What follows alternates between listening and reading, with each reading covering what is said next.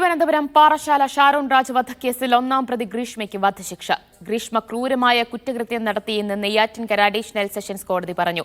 പ്രായം കണക്കാക്കി ഇളവ് വേണമെന്ന ഗ്രീഷ്മയുടെ ആവശ്യം കോടതി തള്ളി. മൂന്നാം പ്രതിയും അമ്മാവനുമായ നിർമ്മൽകുമാറിന് 3 വർഷം തടവും വിധിച്ചു. സ്നേഹിക്കുന്ന ഒരാളെയും വിശ്വസിക്കാൻ കൊള്ളില്ലെന്ന സന്ദേശമാണ് ഈ കേസ് സമൂഹത്തിന് നൽകിയത്. ജ്യൂസ് ചാലഞ്ച് നടത്തിയത് തെളിഞ്ഞു. ഷാരോൺ പ്രണയത്തിന്റെ അടിമയായിരുന്നുവെന്നും വിധി പ്രസ്താവത്തിൽ പറയുന്നു. നിർവികാരമായാണ് ഗ്രീഷ്മ വിധി കേട്ടത്. വിധി കേട്ട ഷാരോണിന്റെ അച്ഛനും അമ്മയും പൊട്ടിക്കരഞ്ഞു.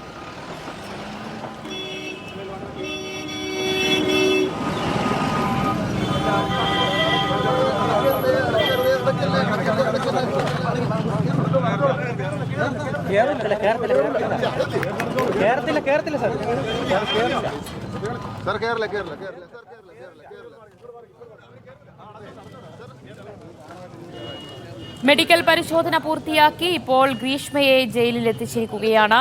അട്ടക്കുളങ്ങര വനിതാ ജയിലിലാണ് ഗ്രീഷ്മയെ എത്തിച്ചിരിക്കുന്നത്. അവിടെ വാഹനം അവിടെ എത്തിയിട്ടുണ്ട്. ഗ്രീഷ്മ ഉടൻ തന്നെ പുറത്തിറങ്ങും എന്നാണ് കരുതുന്നത്. വധശിക്ഷ കോടതി വിധിച്ചതിന് പിന്നാലെയാണ് ഗ്രീഷ്മയെ മെഡിക്കൽ പരിശോധനയ്ക്ക് കൊണ്ടുപോയത്. മെഡിക്കൽ പരിശോധനയ്ക്ക് ശേഷം ഇപ്പോൾ ഗ്രീഷ്മയെ ജയിലിലേക്ക് മാറ്റുകയാണ്. അട്ടക്കുളങ്ങരയിലെ വനിതാ ജയിലിലേക്കാണ് ഗ്രീഷ്മയെ മാറ്റുന്നത്.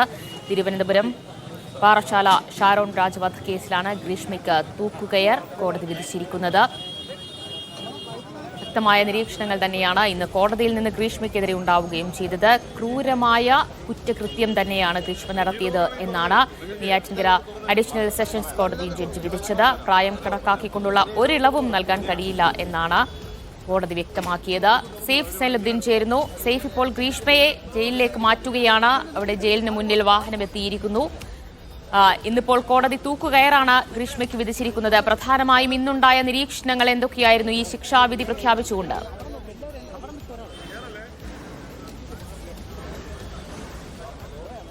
ദിവ്യ, 3 മാസത്തെ വിചാരണയ്ക്കൊടുവിലാണ് തിരുവനന്തപുരം നെയ്യാറ്റിൻകര അഡീഷണൽ സെഷൻസ് കോടതി ഇന്ന് ഷാരോൺ രാജ് വധക്കേസിൽ വിധി പറഞ്ഞത്. രാവിലെ 11 മണിയോടുകൂടി ആദ്യ കേസായി തന്നെ ഈ കേസ് പരിഗണിച്ചു. 10:30 ഗ്രീഷ്മയെ കോടതി മുറിയിൽ എത്തിച്ചിരുന്നു.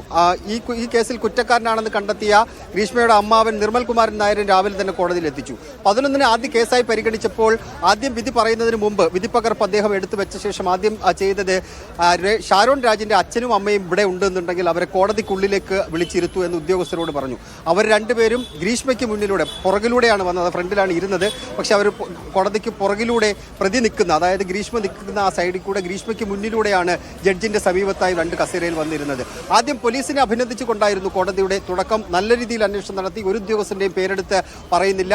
എൻ്റെ പോലീസ് ടീമിന് അഭിനന്ദനം അറിയിക്കുന്നു. പ്രോസിക്യൂഷൻ നന്നായി കേസ് പ്രസന്റ് ചെയ്തു. 2 പേർക്കും അഭിനന്ദനം നൽകിക്കൊണ്ട് കോടതി വിധിന്യായത്തിലേക്ക് കടക്കുകയാണ് ചെയ്തത്. വളരെ വൈകാരികമായ കാര്യങ്ങൾ ഈ വിധിന്യായത്തിൽ കൃത്യമായി തന്നെ കോടതി പറഞ്ഞു വെക്കുന്നുണ്ട്. ഇദ്ദേഹം ഷാരോൺ രാജ് പ്രണയത്തിന്റെ അടിമയായിരുന്നു. മരണക്കിടക്കയിൽ പോലും ഗ്രീഷ്മയെ വിശ്വസിക്കുകയാണ് അദ്ദേഹം ചെയ്തത്. ഷാരോൺ രാജ് ചെയ്തത് അത് പൂർണ്ണമായി മുതലെടുത്തുകൊണ്ട് വിവിധ ഘട്ടങ്ങളിൽ കൊല നടപ്പാക്കാൻ വേണ്ടിയുള്ള ശ്രമങ്ങളാണ് ഗ്രീഷ്മയുടെ ഭാഗത്ത് നിന്നുണ്ടായത്. ആദ്യം ഒരു തവണ പാരസെറ്റാമോളിൽ ഇത് കലക്കി കൊല്ലാൻ വേണ്ടി ശ്രമിച്ചു.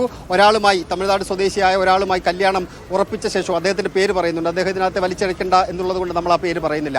ഇയാളുമായി കല്യാണം ഉറപ്പിച്ച ശേഷവും ഷാരോണുമായിട്ടുള്ള ബന്ധം പുലർന്നു. അതിനുശേഷവും ഇവർ തമ്മിൽ ലൈംഗിക ബന്ധത്തിൽ ഏർപ്പെട്ടു. ഇവർ ഒരുപാട് സ്ഥലങ്ങളിൽ അങ്ങോട്ടും ഇങ്ങോട്ടും പോയി. ഇതിനിടയിൽ ഒരു പള്ളിയിൽ കൊണ്ടുപോയി താലി കെട്ടി, നെറുകിൽ കുറിയിട്ടു തുടങ്ങിയ കാര്യങ്ങളെല്ലാം വൈകാരികമായി തന്നെ കോടതി പറഞ്ഞു വെക്കുന്നുണ്ട്. പ്രതിഭാഗം പറഞ്ഞ വാദങ്ങളെല്ലാം കോടതി തള്ളിക്കളയുകയാണ് ചെയ്തത്. പ്രായത്തിന്റെ ഇളവ് വേണം എന്ന് ശിക്ഷയിന്മേലുള്ള വാദത്തിൽ പ്രതിഭാഗം ആവശ്യപ്പെട്ടിരുന്നു. പക്ഷേ ആ വാദത്തെ കോടതി പൂർണ്ണമായും നിരാകരിച്ചു. അതിന് കാരണമായി കോടതി പറഞ്ഞത് 2 പേരും ഒരേ പ്രായത്തിലുള്ള ആൾക്കാരാണ്. അതുകൊണ്ട് ഒരാളെ കൊന്ന ശേഷം തനിക്ക് പ്രായത്തിന്റെ ഇളവ് വേണം എന്ന് പറയുന്നത് ഈ കോടതിക്ക് അംഗീകരിക്കാൻ കഴിയില്ല എന്ന് പറഞ്ഞുകൊണ്ട് ആ വാദം കോടതി തള്ളിക്കളഞ്ഞു. എന്നിട്ട് കോടതി പറയുന്നുണ്ട്, തനിക്ക് പ്രതിയെ മാത്രം നോക്കിയാൽ പോരാ, മറ്റുള്ളവരെ കൂടി നോക്കണം. അതുകൊണ്ടാണ് ഷാരോൺ രാജിന്റെ അച്ഛനെയും അമ്മയും ഞാൻ കോടതി മുറിക്കുള്ളിലേക്ക് വിളിച്ചു വരുത്തിയത് എന്ന് കോടതി വിധിന്യായത്തിൽ പറഞ്ഞുകൊണ്ട് ആ പ്രായത്തിന്റെ വാദം കോടതി തള്ളിക്കളയുന്നുണ്ട്. പിന്നീട് മുൻകാല ക്രിമിനൽ കുറ്റ പശ്ചാത്തലമില്ല എന്നുള്ള പ്രതിഭാഗത്തിന്റെ വാദം അത് പൂർണ്ണമായി നിരാകരിച്ച് കളയുകയാണ് കോടതി ചെയ്തിട്ടുള്ളത്. 307 IPC 307 എന്ന വധശ്രമമാണ്. ആ വധശ്രമം പോലീസ് ചുമത്തിയിട്ടില്ല. പക്ഷേ വധശ്രമം ഈ കേസിൽ സംശയങ്ങൾക്കിട നൽകാതെ തന്നെ തെളിയിക്കപ്പെട്ടിട്ടുണ്ട്. അതിന് കുറ്റപത്രത്തിൽ ഇല്ലാത്തത് കൊണ്ട് അതിന് ശിക്ഷ നൽകാൻ കഴിയില്ല. പക്ഷേ അത് സംശയാതീതമായി തെളിയിക്കപ്പെട്ട പശ്ചാത്തലത്തിൽ ജീവപര്യന്തം തടവ് കിട്ടാൻ കഴിയുന്ന കുറ്റം ചെയ്തയാൾക്ക് മുൻകാല കുറ്റം ചെയ്ത ചരിത്രമില്ല എന്ന് പറയുന്ന വാദത്തെ അംഗീകരിക്കാൻ കഴിയില്ല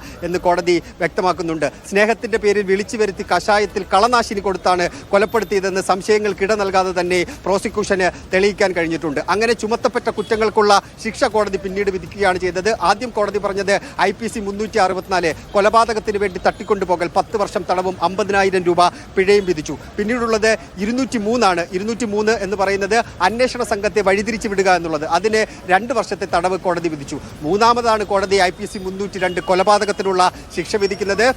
അത് കോടതി ഡെത്ത് സെന്റൻസ് എന്ന് കൃത്യമായി തന്നെ പറഞ്ഞു. അതിന് കാരണം കോടതി നേരത്തെ തന്നെ വിശദീകരിക്കുന്നുണ്ടായിരുന്നു. 568 പേജുള്ള വിധിന്യായത്തിൽ അതിനുള്ള കാരണങ്ങൾ കോടതി വിശദീകരിച്ചു. ഈ വിധി കേട്ട ഗ്രീഷ്മ നിർവികാരയായാണ് പ്രതിക്കൂട്ടിൽ നിന്നത് എന്നുള്ളതാണ് ഏറ്റവും പ്രധാനപ്പെട്ട കാര്യം. വിധി പറഞ്ഞ് ജഡ്ജി ആ ജഡ്ജ്മെന്റിൽ ഒപ്പിടുന്ന സമയത്ത് ആ ജഡ്ജിന് കൊട്ട് സമീപത്തായി വലത് സൈഡിൽ ആ ചേംബറിന് പുറത്തിരുന്ന ഷാരോൺ രാജിന്റെ അച്ഛനും അമ്മയും നിറകണ്ണുകളോടുകൂടി പൊട്ടിക്കരഞ്ഞുകൊണ്ടാണ് എഴുന്നേറ്റ് നിന്ന് കോടതിയോട് തൊഴുകൈയോടുകൂടി നന്ദി പറഞ്ഞത്. അങ്ങനെ ഗ്രീഷ്മയെ ഇവിടെ നിന്ന് വൈദ്യപരിശോധന കഴിഞ്ഞ് അട്ടക്കുളങ്ങര ജയിലിലേക്കാണ് ഇപ്പോൾ കൊണ്ടുപോയിരിക്കുന്നത്. അട്ടക്കുളങ്ങര ജയിലിൽ നിന്ന് ഒരുപക്ഷെ പൂജപ്പുര ജയിലിലേക്ക് മാറ്റി.